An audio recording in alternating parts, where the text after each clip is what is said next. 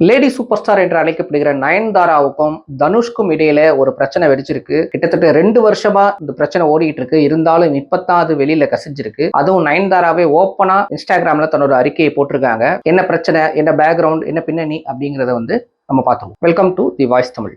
அதாவது Nayanthara beyond the fairy tale அப்படிங்கிற ஒரு டாக்குமெண்ட்ரி, அதாவது நயன்தாராவோட பயோ பிக்சர் நெட்ஃபிளிக்ஸ்ல வர நவம்பர் 18 ரிலீஸ் ஆகுது. இதுல ஹிந்தி, தமிழ், கன்னடம், தெலுங்கு உள்ளிட்ட பல்வேறு மொழிகளை சேர்ந்த திரை பிரபலங்கள் நயன்தாராவை பத்தி பேசியிருக்காங்க அந்த டாக்குமெண்ட்ரியில. அது மட்டும் இல்லாம நயன்தாராவோட வாழ்க்கையை சொல்லணும் அப்படின்னா அவங்க நடிச்ச படத்துல இதெல்லாம் விஷுவல்ஸ்லாம் வேணும், கிளிப்ஸ்லாம் வேணும், சாங்ஸ் வேணும். ஸோ அதெல்லாம் எடுத்து பல்வேறு அவங்க நடிச்ச இத்தனை படங்கள்கிட்டையும் இத்தனை ப்ரொடியூசர்கிட்டையும் அவங்க முறைப்படி கடிதம் கொடுத்து அனுமதி வாங்கியிருக்காங்க.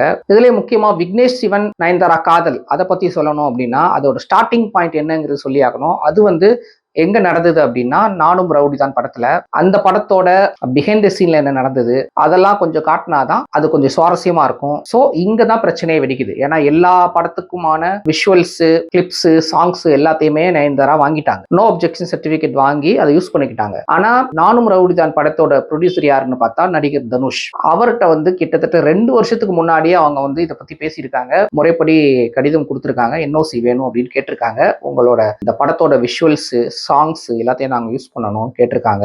தனுஷ் அதை காது கொடுத்தே கேட்கல, தர முடியாதுன்னு சொல்லியிருக்காரு. கிட்டத்தட்ட 2 வருஷமா அவங்களும் வெயிட் பண்ணி வேற வழியே இல்லை, இதுக்கப்புறமும் அதை ரிலீஸ் பண்ணாம இருந்தா நல்லா இருக்காது அப்படிங்கிற மாதிரி நினைச்சவங்க அந்த படத்தை மட்டும் விட்டுட்டு மீது எல்லா படத்தோட கிளிப்ஸையும் எடுத்து பண்ணியிருக்காங்க. ஏன் நடிகர் தனுஷ் தரல அப்படிங்கிறதுக்கு நயன்தாராவே சில அந்த அறிக்கையில சில விஷயங்களை சுட்டி காட்டியிருக்காங்க. என்னன்னா இந்த படத்தோட கதையை சொல்லும் போதே தனுஷ்க்கு அந்த அளவுக்கு விருப்பம் இல்லை அப்படின்னு சொல்றாங்க. அது படமாக்கும் போதும் சரி, இது சரியா போகாது, இது வேஸ்ட் அப்படிங்கிற மாதிரிதான் ஒரு ப்ரொடியூசரா அவர் நினைச்சுக்கிட்டு இருந்தாரு, சொல்லிக்கிட்டும் இருந்தாராம். ஆனா அந்த படம் ரிலீஸ் ஆகி பிளாக் பஸ்டர் ஹிட் அடிச்சதும் இவர் சொன்னது அங்க தப்பா போச்சுல. சோ அந்த ஈகோ அவர்கிட்ட தொடர்ச்சியா இருந்தது. நம்ம சொல்லியும் அது மீறி ஒன்னு ஹிட் அடிக்குதே, அவருக்கு நஷ்டமாக தடுக்கப்பட்டு லாபம் தான் கிடைச்சிருக்கு, அதை அவர் பார்க்கல. இருந்தாலும் நம்ம சொன்னது நடக்கலையே அப்படிங்கிற ஒரு ஈகோ தான் அவர்கிட்ட இருந்தது. அதை இன்னமும் கண்டினியூ பண்ணிக்கிட்டு இருக்காரு. அதோட வெளிப்பாடு தான் நாங்கள் அந்த ஃபுட்டேஜ் கேட்கும்போது அவர் தரல அப்படின்னு அந்த அறிக்கையில குறிப்பிட்டிருக்காங்க. அது மட்டும் இல்லாம அங்க செட்ல பிஹைண்ட் தி சீன்ஸ்ல நடந்த விஷயங்களை இவங்களோட சொந்த கேமராவில் படம் பிடிச்சிருக்காங்க, வீடியோஸ் எடுத்திருக்காங்க. அது சமூக வலைத்தளங்கள்லயும் வெளியிட்டிருக்காங்க.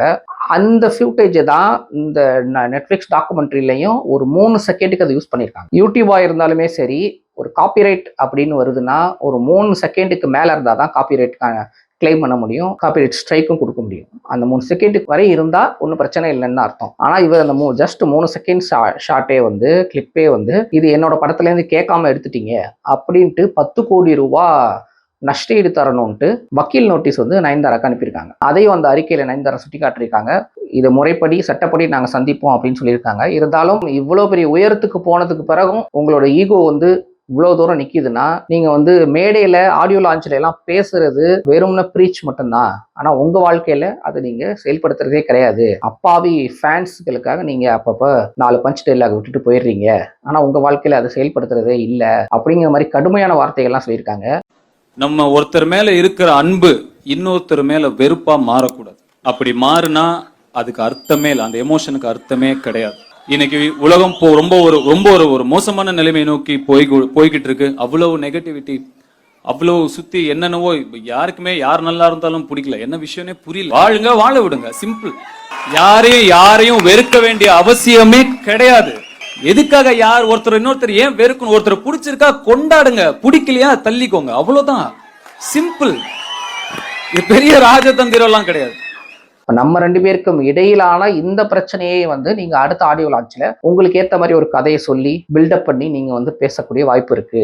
என்ன இருந்தாலும் கடவுள் பார்த்துக்கிட்டு இருக்காரு, அவருக்கு எல்லாமே தெரியும், மக்களும் பார்த்துக்கிட்டு தான் இருக்காங்க. இதுக்கு மேல என்னால முடியலங்கிறதுனாலதான் வெளிப்படுத்தணும் இதை அப்படின்னு சொல்லியிருக்காங்க. இதுக்கு தனுஷ் தரப்புல இருந்து பதில் வந்ததும் அதையும் நம்ம பேசுவோம். இந்த விஷயங்கள் உங்களுக்கு சரியானதா இருக்கா? தனுஷ் இப்படிப்பட்டதா கேரக்டர் தானா, இல்ல நயன்தாரா தான் ஓவரா எக்ஸாஜரேட் பண்ணி சொல்றாங்களா அப்படிங்கறதெல்லாம் நீங்க கமெண்ட் செக்ஷன்ல சொல்லுங்க. தி வாய்ஸ் தமிழ் சேனலை சப்ஸ்கிரைப் பண்ணுங்க, அதே மாதிரி லைக் பண்ணுங்க, ஷேர் பண்ணுங்க. தேங்க்யூ.